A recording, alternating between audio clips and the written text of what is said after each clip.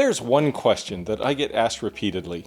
It'll come to me in email at least once a week. Sometimes you'll see this question asked in comments in videos, and the question is this. I have a laser job that I'd like to do, and I'd like to make money. How do I estimate my job to ensure that there's profit when the project is complete? I'm Steve. I have a business. Look, I have a sign and everything. I need to make money. I have to pay myself because this is my only job. I also need additional money to grow my business. All of that means is when a customer comes to me with a project and says, I need this done, how much is it going to cost? I need to be able to get back to them with a price that's going to ensure that I pay myself, grow my business, and I continue to succeed. So in this video, I'm going to show you how I do estimations for jobs so that no matter what happens, I make money. And if you have a side hustle, maybe you're just getting started and you don't understand estimates all that well, or maybe you already have a business but you're struggling a bit with estimation, then stick around and I'll show you everything you need to know so that you never lose money again. So this is my second video for job estimation, and the first one is up above here. You can go click it and watch that if you feel so inclined. But in that video, I was making the mistaken assumption that you needed to account for everything in detail. Now, you do need to account for everything, but the detail is where things become problematic. So I made the assumption that you needed to account for stickers on postage and stamps and shipping and all those things, as well as power, lights, taxes. It's not that it doesn't matter. Those things are real, but no matter how good you try and get down into those micro details, you're going to miss something. So there's a better way to do that, and I came up with a new spreadsheet which manages this. It makes it a whole lot simpler, and I don't have to think about anything, and it accounts for all of those things in bulk. All right, and here's the spreadsheet. It's really simple. It's just 5 little sections. First section is even optional. You don't have to have it. I tend to use it because it tells me what project I'm working on. Also tells me how to contact the customer. The customer is never going to see any of this information. All they're going to see is a final number in the estimate, but I keep it here in case I need to get a hold of them. So the next 3 sections here is where all the data comes from. The first section is materials, and that's the true cost of the materials for this project. In this fake project, I said I'm going to use some Lamicoid with 3M adhesive on the back. I charge by the square inch for this material, and I've said there's going to be 73.5 square inches. And the unit cost, the per square inch cost, is 10 cents, and it comes up with simple math to calculate a total. If I had other things in here, I could use them. If you use a lot of disposable kinds of materials, you might want to have a standard shop fee here as well, but I don't bother because there's enough padding in the calculations now that I don't have to worry about that. Next section is the labor. That's typically me, and I would charge by the hour at some hourly rate. But if I need a specialized skill, maybe I need a machinist, I would put them in here as well, and their hourly rate is going to be different than mine, but it'll all still roll up into a sum at the bottom here. But for now, we'll say this is $30. And the final section in the data collection is the shop cost. This is the equipment running. So in this project, I said I'm going to use an hour of laser time.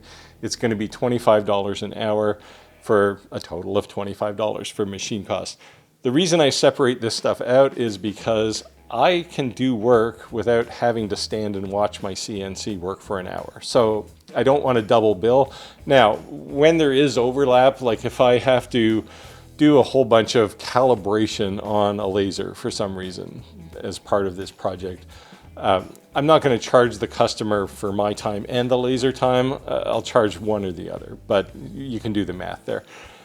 Anyway, that's those costs. I have 3 different kinds of lasers in a CNC, which are my typical machine costs that I account for here, and they all have different hourly rates.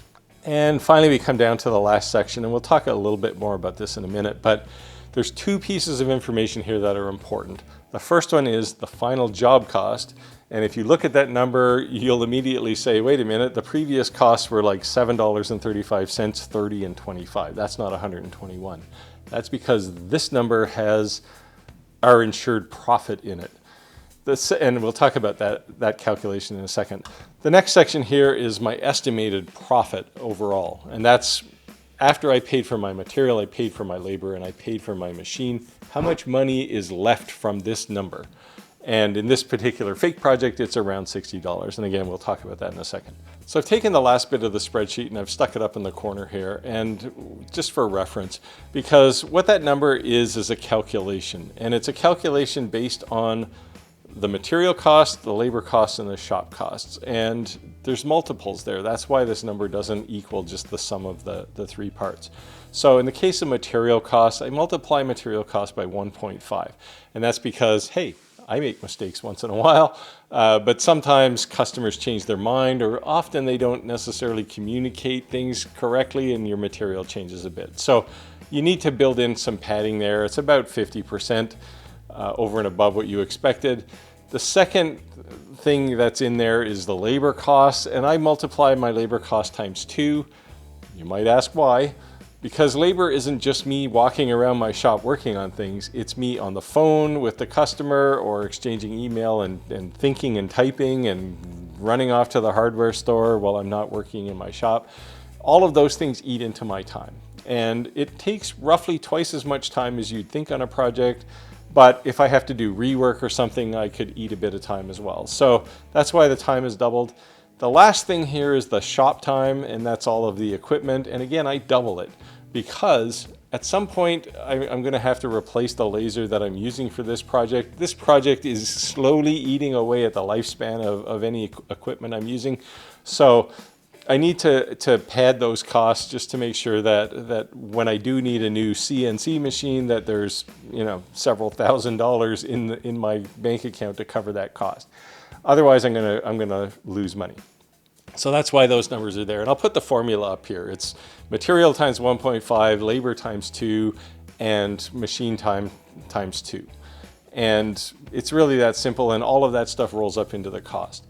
Now, the last number here is the estimated profit, and that's simple subtraction. I take the numbers we got off the spreadsheet that were unloaded, so unpadded numbers for material, labor, and shop, and add those together and subtract them from this total final job cost estimate. And that's the difference between breaking even and making actual money. And in business, we would call this retained earnings. So it's money I made on a project that I didn't actually have to consume to get the project done.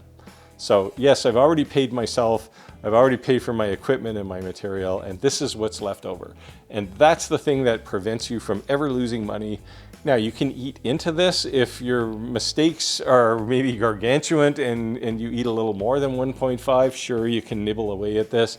But in general, you should have enough padding there to cover the cost of pretty much anything, and there should always be a positive value in this cell. So that's the spreadsheet. It's as simple as I could get. It gets rid of all the crazy focused details and things that I used to be doing, because honestly, it just took a whole bunch of time and it didn't actually make it any more accurate anyway. So that's the gist of the message I wanted to get across in this video. You can estimate and not lose money, trust me. If you're just getting started, you really only need to understand 3 things, 3 concrete pieces of data, and yeah, you can be wrong on those, but there's enough padding in the calculations here that you should at the very least break even, but you should make some money. Now, if you have a business and you've done this particularly poorly in the past, and I'm guilty of this myself, this spreadsheet will also help you because it doesn't send you off on these wild goose chases to try and figure out how much your power bill was last month. There's enough padding here to compensate for that kind of stuff as well. And I'll put a link to the spreadsheet down in the description below. You can download that and copy it and use it for your own purposes. And hopefully this helps you. So get out there, make your world, and I'll see you next time.